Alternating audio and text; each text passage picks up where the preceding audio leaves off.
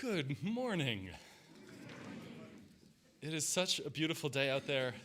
I feel like we have tough competition from the world right now. Thanks for picking us. My name is David Schwartz. I serve as the minister here at the Unitarian Universalist Church of Boulder.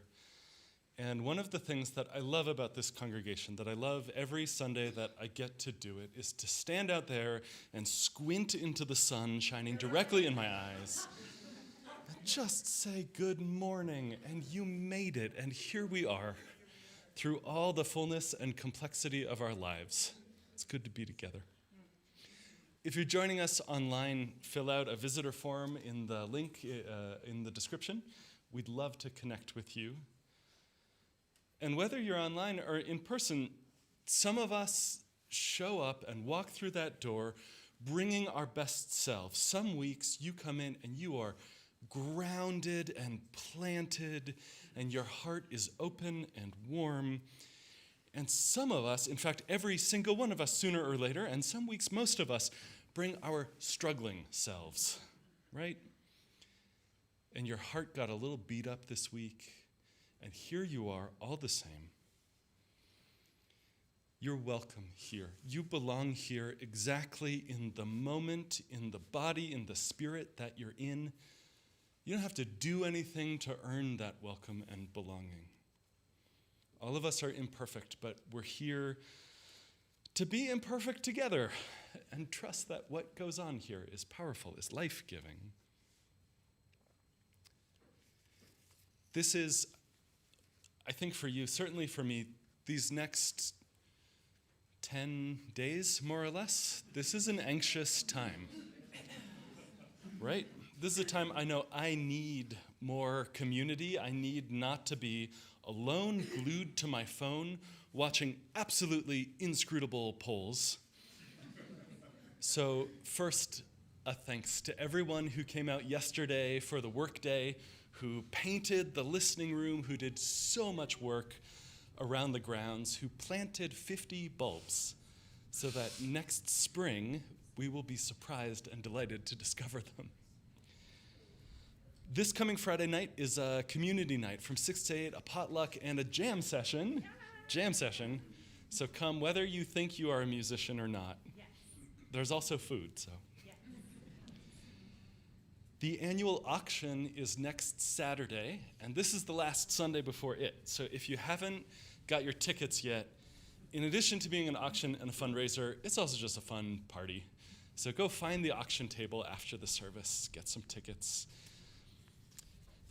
Finally, on election day itself, at 5:30, Dr. Emily and Rachel and I will lead a brief service, a half hour of singing, of reflection, of sharing our joys and our anxieties, and our anxieties, and our anxieties. And not doing that alone. That's 5:30, and then from 6 to 8, we'll gather for more potluck. I feel like this is it's such a churchy thing. It's such an old-fashioned churchy thing, and it's such a good thing. Come and get fed. Get fed in your heart and your body, too. Nothing will be resolved by 8 o'clock on Tuesday night. That's okay. It'll still make a difference to your day, to your week, to be together. When we connect here, when we gather here, we're not bound together. The thing that unites us is not a creed, a specific list of stuff we all believe exactly the same way. Instead, we're united by shared values and the commitments that we make to each other about how we create this community together. To name that commitment, we join together in person and online and speak our covenant aloud as one. We gather in fellowship to speak truth to each other, to reach out and touch one another, to care with each other, and to see the truth divine. So be it. Our flaming chalice is the symbol of our Unitarian Universalist faith. It suggests perhaps that within our separate selves burns a flame of unity and connection and compassion, And once you feel that thing, that fire can't be extinguished. I'd like to invite Mark to light this morning's chalice.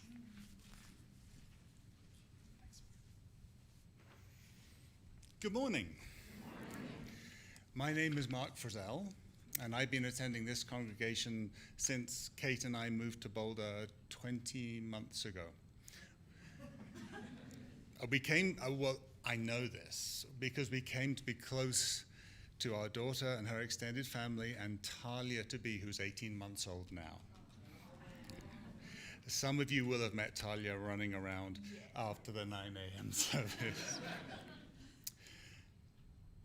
I discovered Unitarian Universalism when we moved to New York from Austin, Texas. At that time, I was mourning the loss of community from my children's Waldorf school in Austin, and a friend recommended I try out the UU congregation in Saratoga Springs. She actually said, the UU church. I poo-pooed that idea of attending a church. I'd had some negative experiences with organized religion in the past. But I looked at the website out of respect and curiosity to see what she was talking about. So, no surprises. I think the 7 principles resonated with me. I went one Sunday and was swept up by an amazing warmth, humor, and the intelligence in the service, and the good coffee, and have been signed up there and now in Boulder for the last 10 years. Over those 10 years, I have received so much joy from getting involved with the religious exploration kids groups, getting my hands dirty stringing network cables and running Zoom cameras in New York during COVID, and finding the quiet places to connect with people and explore the most meaningful questions in the small group ministries. I've realized over this time the principles and the welcoming space provided by UU have formed a quietly strong foundation, inviting me to relax from the tensions of life and explore who am I and what role is the world asking me to take on. This strong foundation is not a defensive wall shutting out the world. Rather, it's open to the air, encouraging me to freely choose the direction I go next. And I relish that the sermons and discussions here continually challenge me to stay curious and explore all the assumptions that I live by day to day. So I light this chalice today with thanks for the support and encouragement this congregation gives so generously.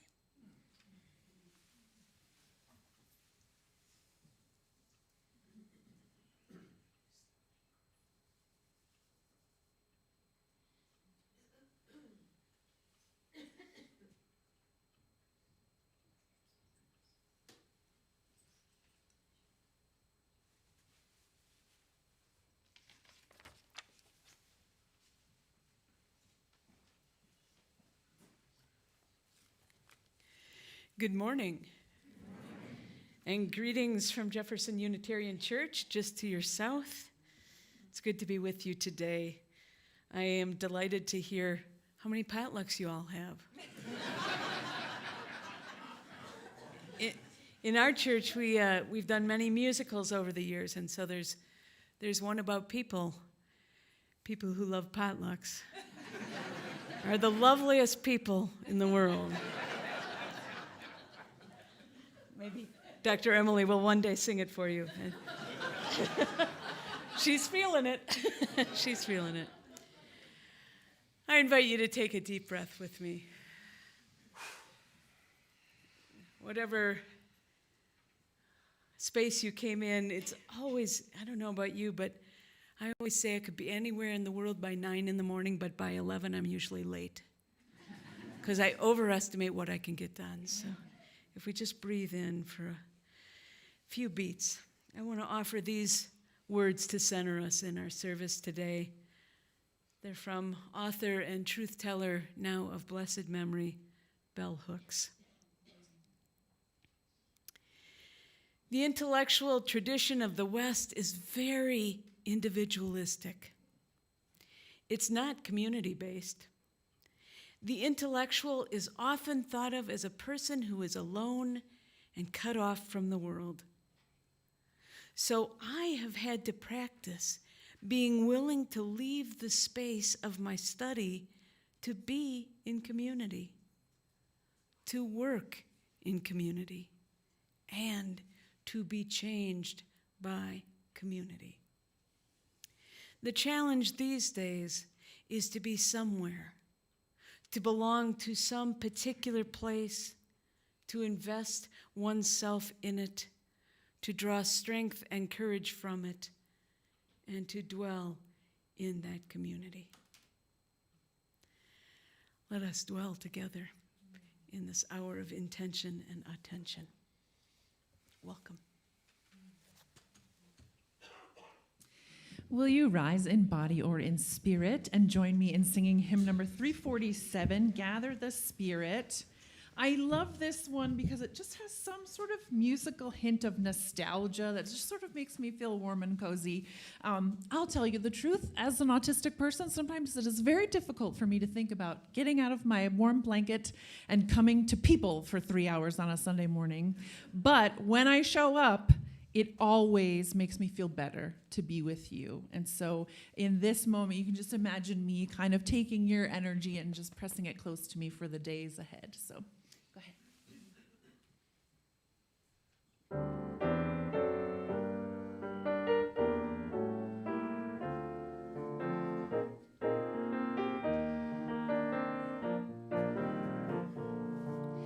Gather the Spirit, harvest the power, our separate fires will kindle one flame. Witness the mystery of this hour, our trials in this light appear all the same. Gather in peace, gather in thanks, gather in sympathy now and then, gather in hope, compassion and strength, gather to celebrate once again. Gather the Spirit of heart and mind, seeds for the sowing are laid in store, nurtured in love and conscience refined, with body and spirit united once more. Gather in peace, gather in thanks, gather in sympathy now and then, gather in hope, compassion and strength, gather to celebrate once again. Gather the Spirit growing in all, drawn by the moon and fed by the sun, winter to spring and summer to fall, the chorus of life resounding as one. Gather in peace, gather in thanks, gather in sympathy now and then, gather in hope, compassion and strength, gather to celebrate once again.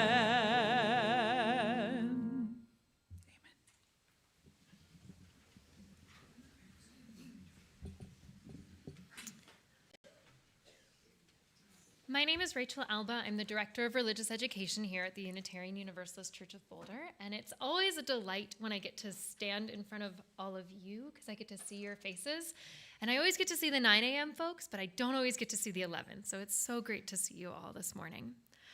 Take a deep breath in Maybe sigh it out if you need to. And this time when you take a deep breath in, just feel your seat in your chair, feel your feet on the floor. And I'm going to start with a question. What do babies need? Mark, Kate, you guys have a baby in your life. What did Talia need when she was littler? Love. What else?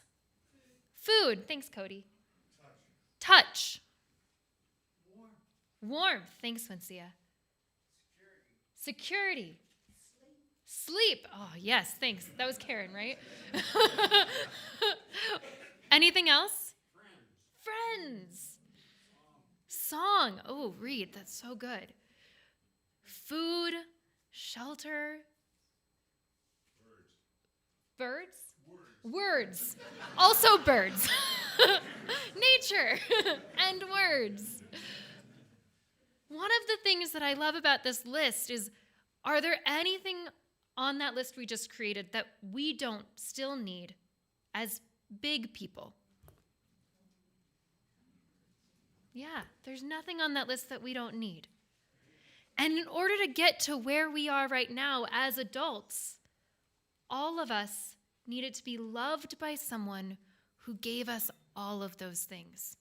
We couldn't have gotten here by ourselves. And yet, so often, we feel like we have to do things by ourselves.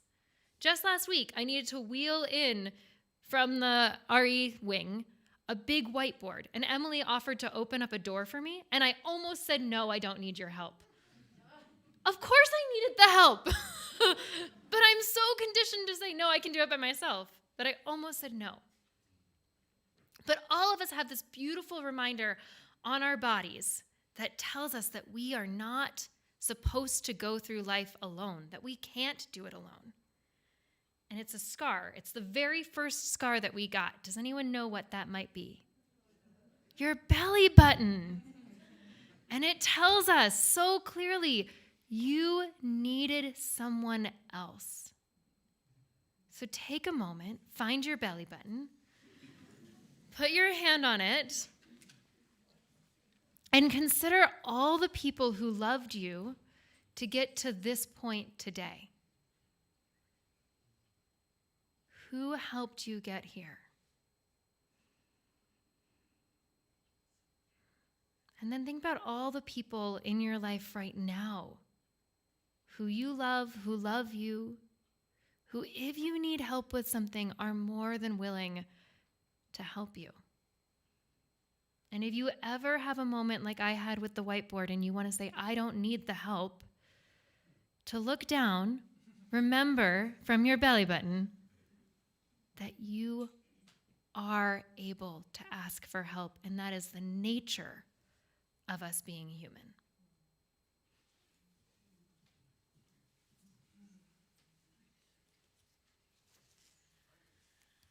I'm going to invite us to stay in that grounded space a little longer and to get to feel ourselves again in our chairs, to let our bodies relax, to breathe.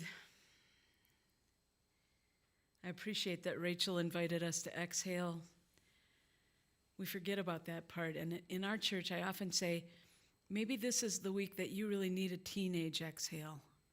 Do you remember when we were teenagers? I love having a choir, even if it's just one. Sometimes we just need to breathe in and just let it out. I invite you to just follow your breath. Nothing special, just let it be and follow it. If you feel comfortable, close your eyes. If not, soften your gaze. Just be present in your body and in your chair. And let yourself be and rest and breathe. And as you are just in this space of resting and breathing, I'm going to invite you to call into your mind's eye some memory, some little story, some small vignette of a time in which you helped someone. Nothing extraordinary. Maybe it was just that they dropped something and you picked it up. Maybe it was that you helped someone get their groceries into their car or into their home. Maybe you reached something on a high shelf. Whatever it was, doesn't have to be a big thing. But just call that into your mind when, whether they asked for the help or not, you saw someone struggling and you helped. And as you hold that memory, I invite you to stay with it long enough to ask yourself, what did that feel like? What did it feel like in my body to help someone? Where did I feel it? What were the qualities of that feeling? What was the temperature, the color, or the texture? And as you name those things for yourself, see if you can't feel into it in this moment.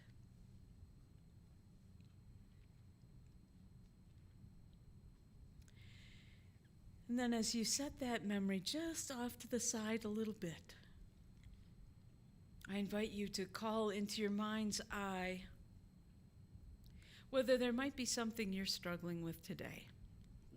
Maybe not the biggest thing. You don't need to go there just now.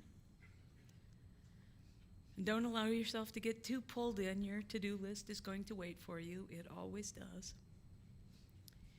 But a little something you might be struggling with. Maybe it's homework. Maybe it's figuring out how to pay a particular bill this month. Maybe it is a struggle with a friend, a hurt feeling that you've had. Maybe it's a conversation you've put off. Maybe it is a task that needs doing, a room that needs cleaning, a garage that could use some organizing. Whatever it might be. And I invite you to be with that struggle just for a few breaths.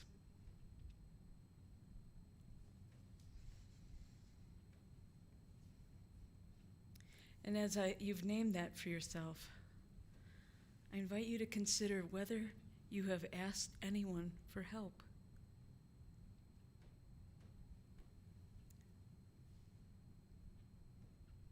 And even here, as you are amid this community of beloveds, let yourself stretch. Who is it you might ask for help? Just name for yourself one person. And bringing that person to your mind's eye, what might it be to ask them? Imagine asking. And keep breathing and keep resting. And imagine asking. Imagine. Imagine their yes. And how they might feel to be able to show up for you. Imagine.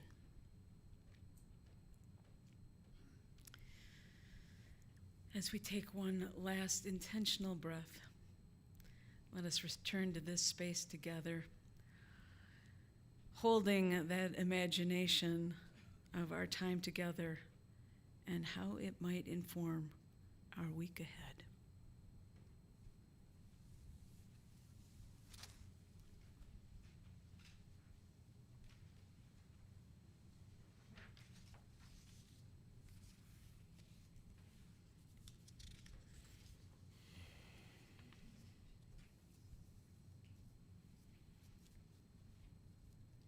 In the stillness, bring to mind those things which you're grateful for. doesn't have to be anything grand, though maybe it is. And it doesn't have to be easy to find right now either. But somewhere amid the storm and the swirl, there's something good. Hold that in one hand. Hold it lightly without trying to weigh it too carefully. While in the other hand, you hold those things that you grieve for, the sorrows that you carry with you. Maybe those are so present to you always. Maybe those griefs are packaged up and tucked away on the high shelf behind a closed door. And you don't have to take all of that down and out right now. But in one hand, we move through the world holding our joy and our gratitude. And in the other hand, all our sorrow and our grief and our worry for ourselves, for the ones we love, for our communities, for our world, without trying to weigh these two against each other. Each week in the service, we make a space to make those things visible, to make a landscape out of the unseen interior of our collective lives. And for those meeting in person, I invite you to come forward as you feel moved, starting with the back of the room, the windows, and silently to take a stone and place it in the earth to symbolize those joys and cares and how they are a part of a larger whole, held in the hand of the earth. And please come forward as you feel moved, and I'll place this first stone for Monica English. Her daughter Lumen is having ankle surgery tomorrow.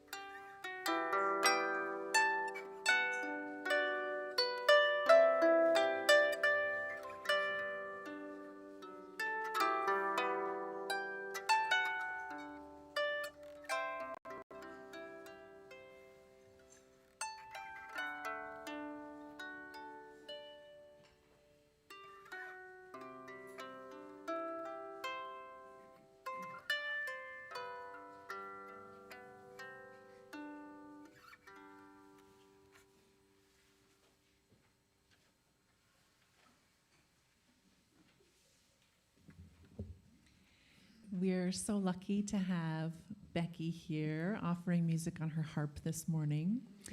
And, oh, yeah.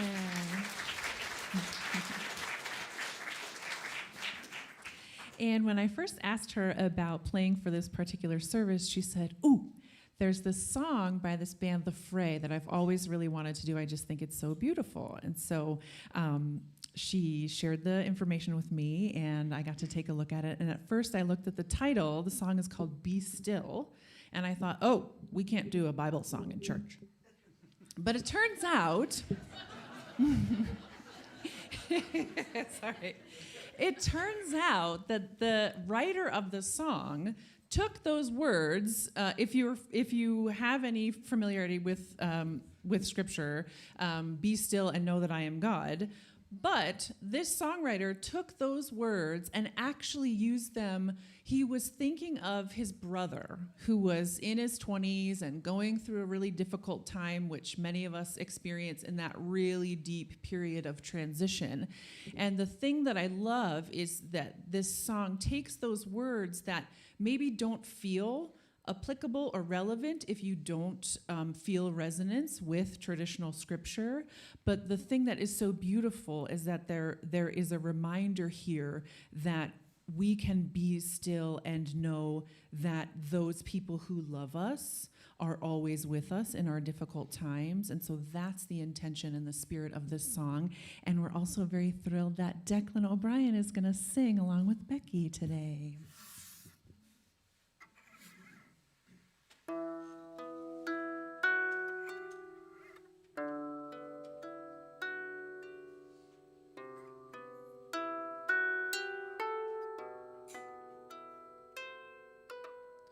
Be still and know that I'm with you. Be still and know that I am here.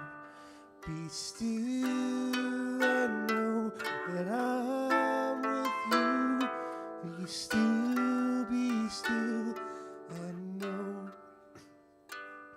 When darkness comes upon you and covers you with fear and shame, be still and know that I'm with you, and I will say your name.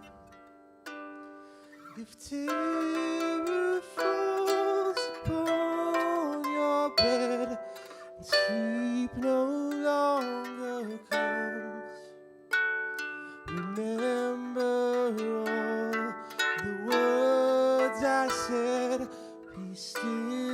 Be still and know.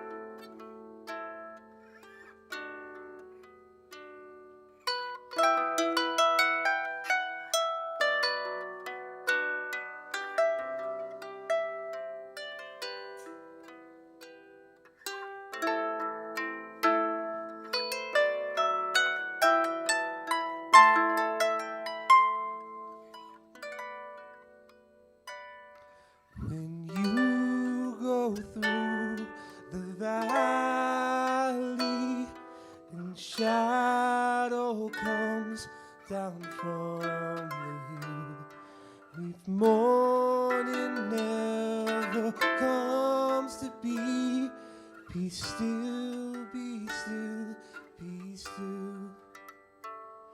If you forget the way to go and lose where you came from,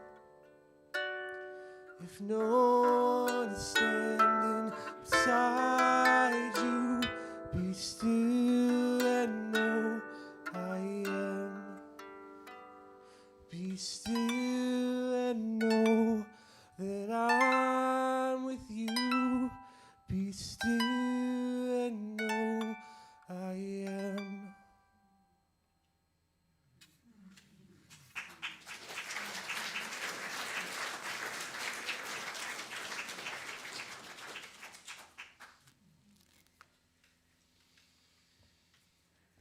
feel lucky to have been here for that. Thank you so much. The Dalai Lama said this: interdependence is a fundamental law of nature.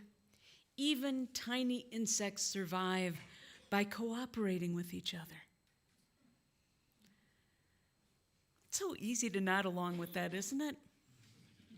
I mean, it is the Dalai Lama. It's tough to argue, right? But I suspect it's not just our heads that are nodding. I bet our bodies are resonating with that truth spoken aloud. Maybe even, there are inner parts of us hopping up and down, angry, impatient, and arrogant. Why don't people get it? Perhaps, stay with me now. Perhaps we are even thinking about particular people who seem not to embrace this reality. But the Dalai Lama, being the Dalai Lama, he doesn't leave us in this place of othering, of blaming. He calls to us when he goes from the tiny insects to say this about humans: our own survival is so dependent on the help of others that a need for love lies at the core of our very existence. This is why, he says, this is why we need to cultivate a genuine sense of responsibility and sincere concern for the welfare of others. Now, maybe like me, this is where your nodding stops.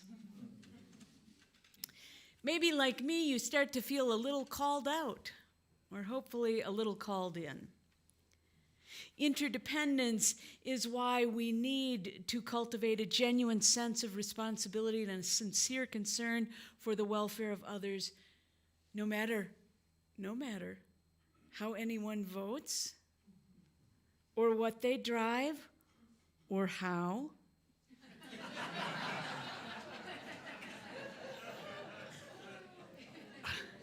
Or the values we do or don't share.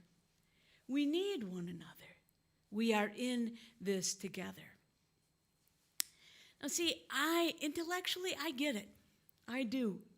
Most of us, I suspect, really understand it, but the challenge is to live it.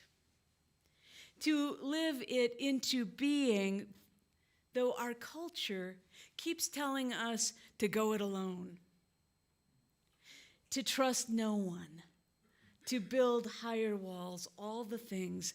And we need to awaken and live into the reality of our interdependence, of our shared responsibility.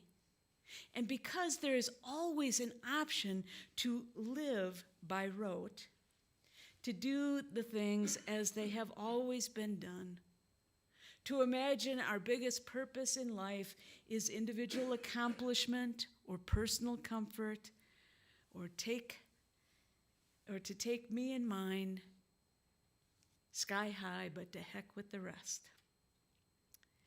But the Dalai Lama told us even tiny insects survive by mutual cooperation based on an innate recognition of their interconnectedness. It is because our own human existence is so dependent on the help of others that our need for love lies at the very foundation of our existence. See, this has been the spiritual message across ages and sages, to love one another and to live in service of one another and something beyond our individual lives. But I pause to ask myself, do I live like that? Do you? Like your own existence is so dependent on the help of others that your need for love lies at the very foundation of your being? Do you? Because I don't. I am so busy. I'm so busy trying to keep up, trying to do the things. I'm so busy trying to do all the things. and do them all right and on time. Thank you very much. And still, I get to living the same jumbled up, pressurized existence that can entrap us all. See, we are born, when we come into this world, we are born with our fists clenched. Aren't we? Right?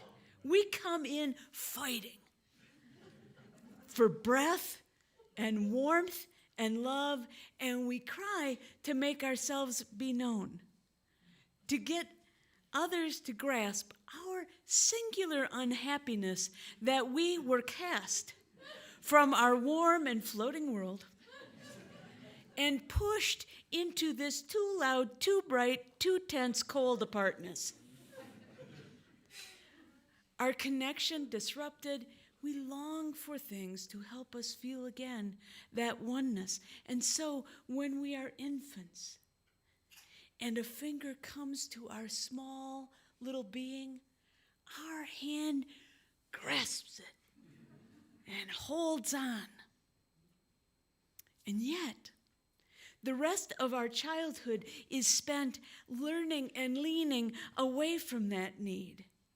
We are only too happy, do it myself, we say, striving to grow up and be like those around us, most of whom are spending their days trying to keep up, denying they need anybody, feeling they must keep up the appearance of being able to do everything for themselves, all of it, all of the time, and on time.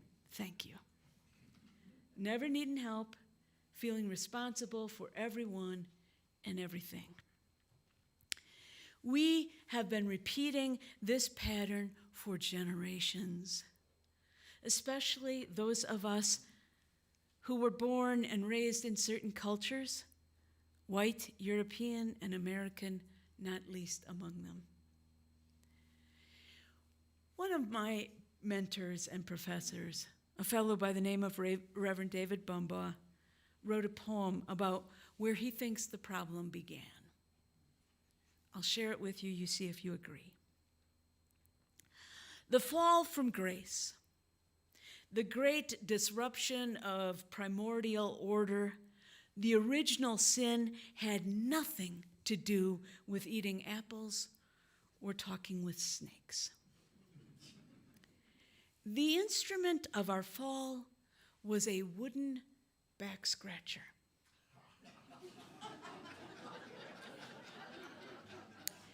That piece of wood bent at the end so one can reach the unreachable spot, you know, the one there between the shoulder blades, down just a little and then up a little, there, where that most persistent itch always takes up residence.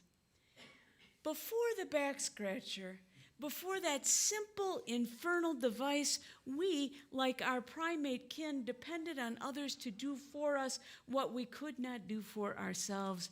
You scratch my back, I'll scratch yours.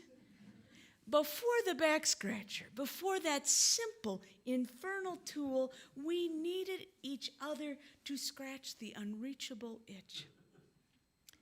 The wooden back scratcher dissolved the bonds of reciprocity, unloosened the ties of community, and tempted us to believe in our own God-like self-sufficiency. And God walked in the cool of the garden and saw a primate standing alone. "What have you done?" God asked, "that you stand alone?" "I have found a back scratcher," said the beast, "and now I need no one." Oh, poor beast, said God. "Now you must leave this garden, for in Eden no one stands alone. Each depends on the others. And thus began our wandering, our pacing up and down the earth, scratching our own itches, pretending self-sufficiency, trying to ignore the persistent sense of loss, the vague yearning for a primordial order, a world where you scratched my back and I scratched yours. A wooden back scratcher is poor compensation for the gentle touch of a living hand. Now, my thanks to David Bumbaugh. But is the back scratcher the root of all this loneliness? Probably not. But his point is a powerful one. Forgetting our need of one another, finding workarounds, has beaten separate, well-trod paths to clenched fist lives of do-it myself.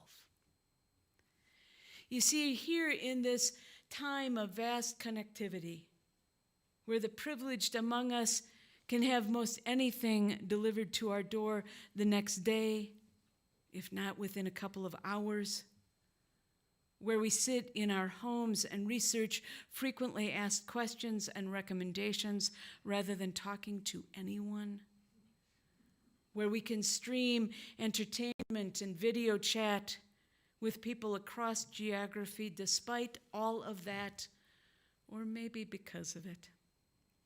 We live in the loneliest time in human history. Statistics show us that most of us feel we don't have even a single person to whom we can speak about what is real for us. It is easy, regardless of the cause, to argue that the bonds of reciprocity have been broken. We pretend to be self-sufficient. Our attempts to deny our persistent sense of loss or that among us. And we harbor this vague yearning for primordial order. But I don't believe it has to be that way, and I don't believe we're doomed. See, I believe that we can return to living out of a deep knowing that our survival is so dependent on the help of others that a need for love lies at the core of our very existence. But to do so, to get there, we are going to have to embrace the wisdom of author Ursula Le Guin, who wrote, "I am a slow unlearner, but I love my unteachers." I love my unteachers too, because through them I return to the possibility of belonging. I remember I am a human being, not a human doing, and I can admit that I need others and they need me, and love is the connective tissue. Now, one of my unteachers is Joanna Macy, who always urges me into doing it differently. She said, by refreshing our sense of belonging in the world, we widen the web of relationships that nourishes us and protects us from burnout. And that's what many of us, I suggest, are doing here at church. We are widening our web of relationships. We came in with this vague hope for community, and unwittingly, we were embracing the wisdom of other unteachers like M. Scott Peck, who wrote that the salvation of the world lies in and through community. And or beloved Bell Hooks, who told us that community is where we learn to love. Yet even here, even in this church where we may have found our place and our people, it is a little hard to break the habits so entrenched in our culture, the habits and insistence on self-sufficiency. We just might need other experiences to help us with unlearning. I know that I did, and I want to share one of those experiences with you. Now, years ago, my beloved Betsy gave me a gift of a rafting trip. But I have one of those spouses that the gifts that have my name on them could easily be her name, if you feel me. This was one such gift. Now, don't misunderstand me. I love being active in the outdoors. I love the sunshine of the West, which has been my home for more than 20 years. But I'm not a water person. And I am not, by nature, a thrill seeker. It sounded fast and overwhelming. But the desire to be a good spouse won out. And so I said, why not? Well, the morning of the adventure, we traveled there, and we gathered in clumps of people and were assigned to various rafts and guides. I was in my 40s at the time, and it was very clear at that moment that my beloved and I could have been the mother of every other person headed out that day.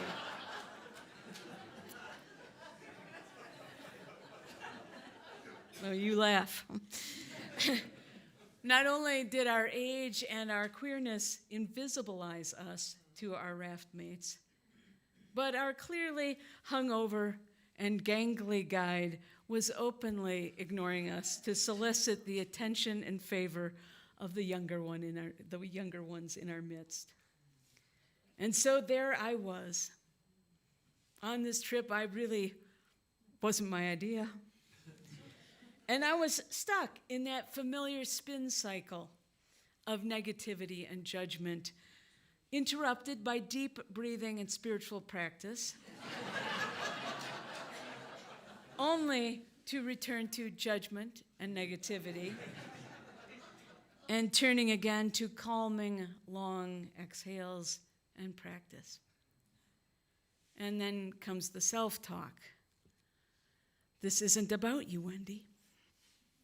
Everyone's just having a good time, Wendy. You were young once too, Wendy.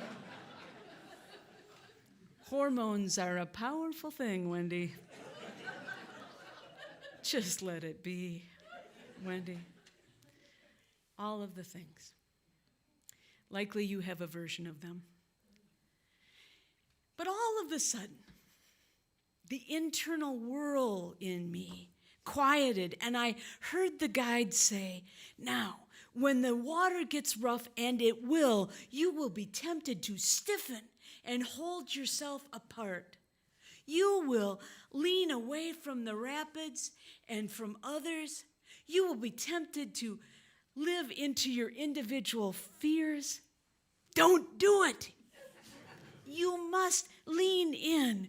We lean into the center of the raft and each other together. We stay in the raft and we make it through.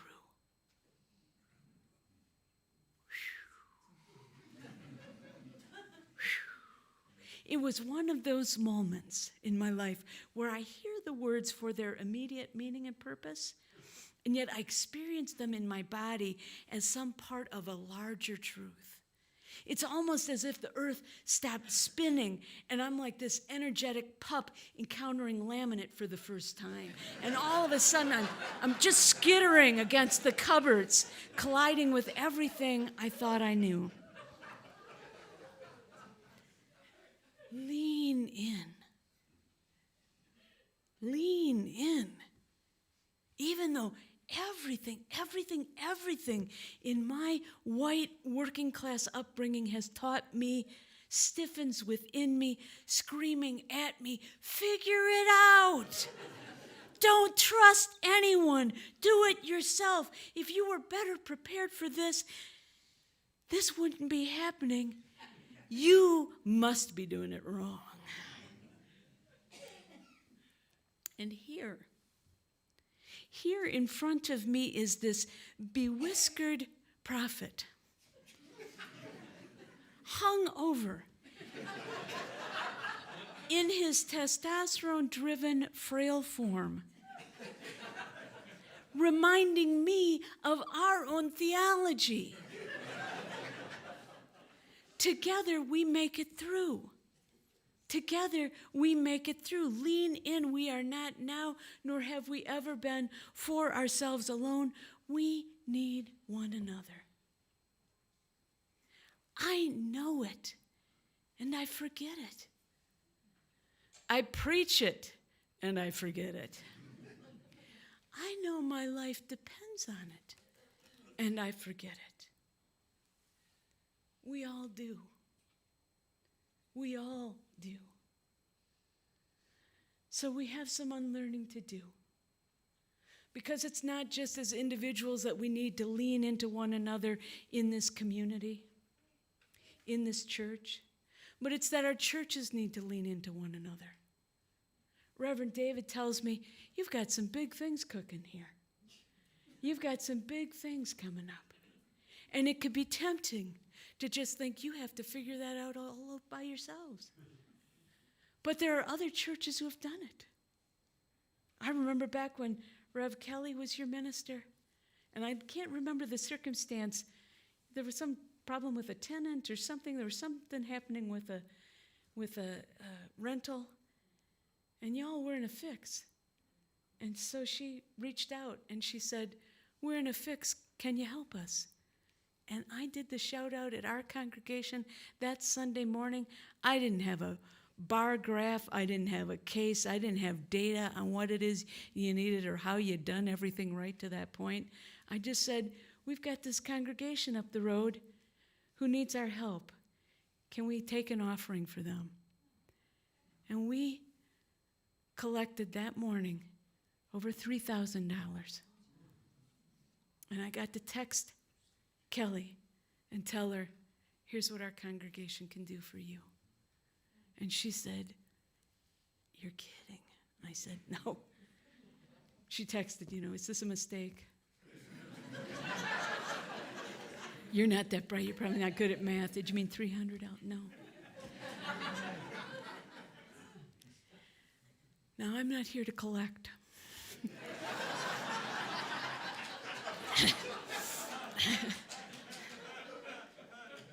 But I am here to remind you that we're not competing, that we want each other to succeed, that this church has been important in Boulder for so many years. It's important to all of you, and I love it for that, but I hold its importance for who's not here yet. Who's not here yet. So we forget to lean in. And when the rapids get tight, we stiffen and we pull apart and we live into our individual fears. But from here forward, let's not let each other forget. Let's be each other's unteachers. Let's lean in to one another because there may be rough water ahead. But together we really do make it through. We need one another. We save one another. This is our good news. So lean in, let's embody it, let's share it, let's become unteachers through it. Because this world needs all of us. May it be so. Amen.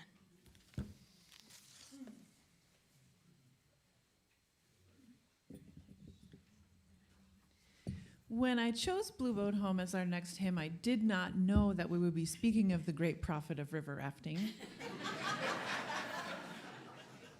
But the reason I chose it is because it speaks so beautifully of our sense of togetherness. And though we sometimes may feel adrift or lost, we are gathered as a community of pilgrim souls. So will you please rise in body or in spirit and join in singing Blue Boat Home?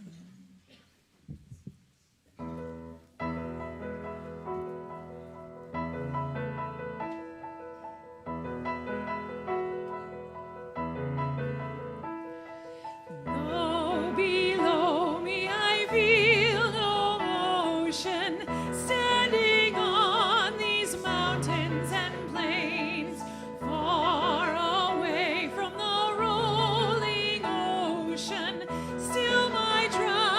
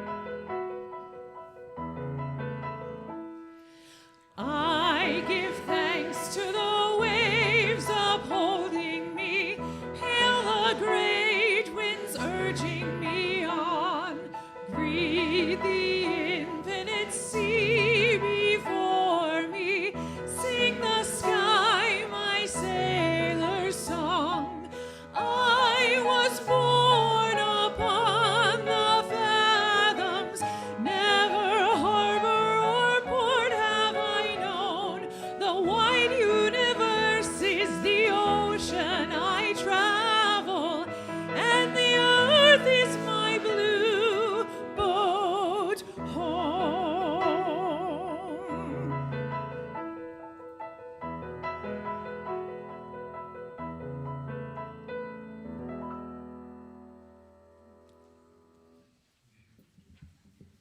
Oh, sorry.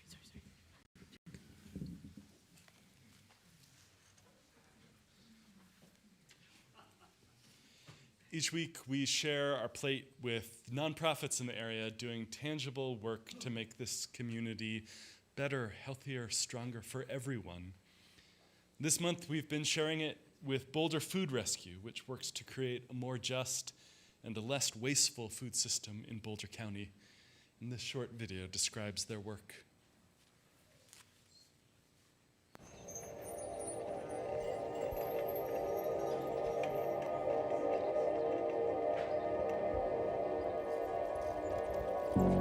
I've been volunteering with Boulder Food Rescue for 2 years. Myself and the other 75 active volunteers have moved over 1 million pounds of food in the past 4 years of BFR being around. I do it because I love meeting new people, getting to see new sides of town, and volunteering and making a big impact on my community has never been as simple as riding my bike.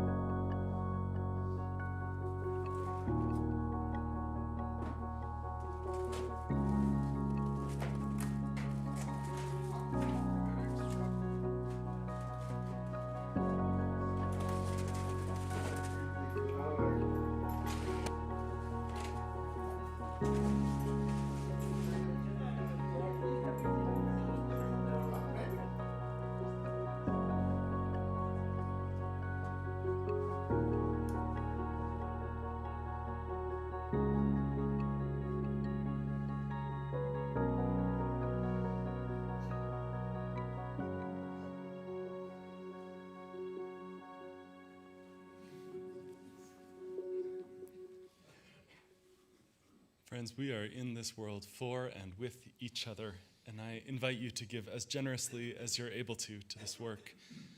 For those online, you can use the QR code or find the link in the video description, and for us in person, you can scan the QR code or make a donation as the ushers now pass the baskets.